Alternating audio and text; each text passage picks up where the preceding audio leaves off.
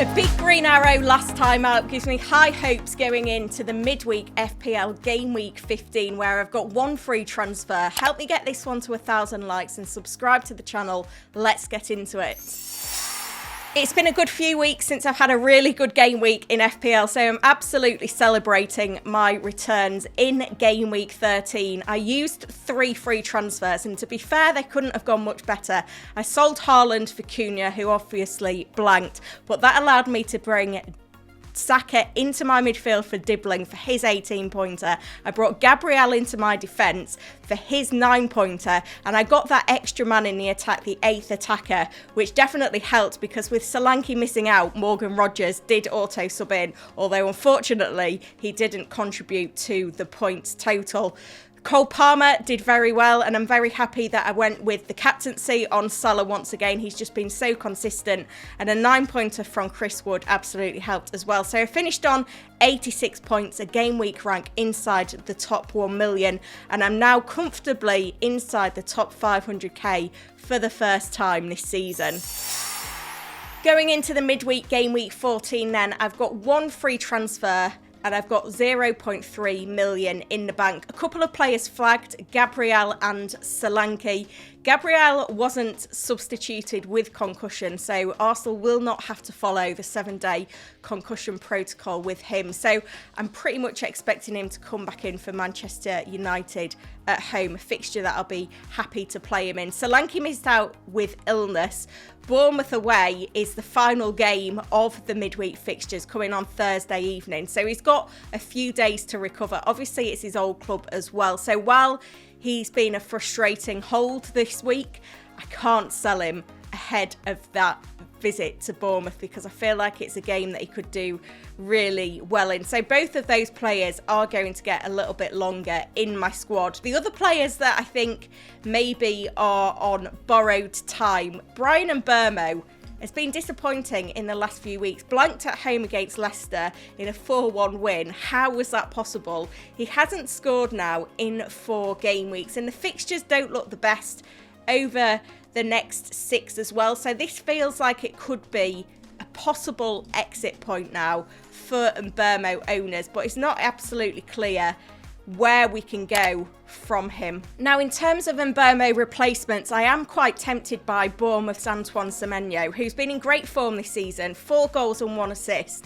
Bournemouth are a team that are performing well themselves, and you look at the next few fixtures, it definitely feels like there's goals there for them.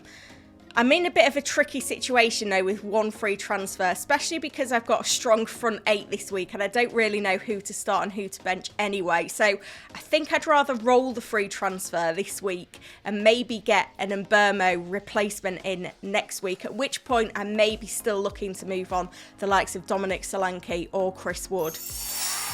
Game week 14 team selection time then, and I am going to start David Raya at home to Manchester United ahead of Fabianski, who travels to Leicester. I think the fact that West Ham have just conceded 5 doesn't fill me with a lot of confidence. It is going to be a double up on the Arsenal defence with Gabriel for that game as well, and then Ezri Konsa's got a favourable home fixture at home to Brentford. Hopefully he's going to be a good player for me over the next few weeks, with Ray and Aït-Nouri, the other starter, away at Everton, who are struggling for goals. That means that Rico Lewis and Vandenberg are both on the bench, but they haven't got the form at the moment anyway, so I am comfortable with benching those 2 players.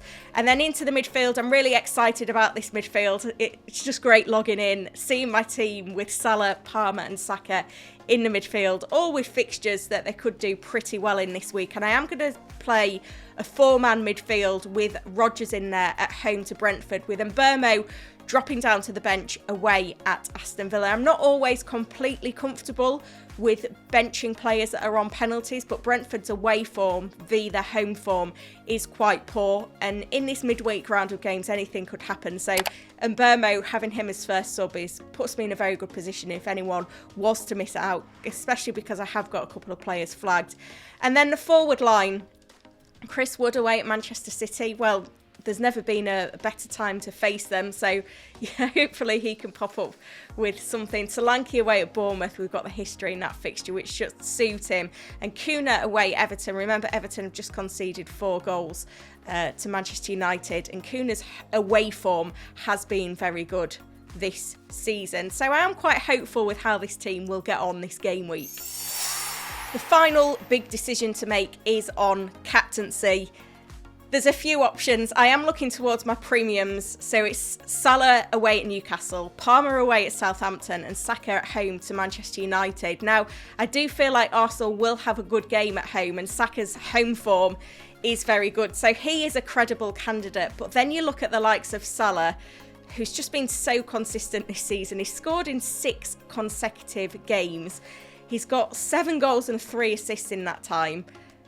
He's a very worthy candidate as well. Away at Newcastle, which doesn't feel like the best fixture on paper, but it's Salah. But the one that I think I am going to go for at the moment is Palmer.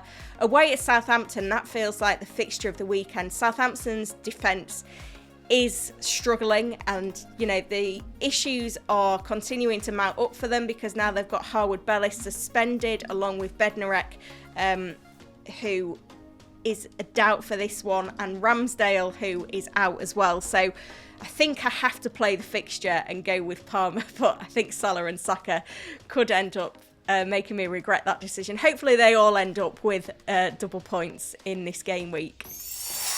Hit that like button then if you've enjoyed this one. We're going for 1,000 likes on it, and subscribe to the channel as well. Remember, it is a Tuesday night deadline. I will be going live for the deadline stream with a very special giveaway. I'm going to be giving away a £250 Amazon voucher to someone that is on that stream. So you do not want to miss it. Hit that notify button.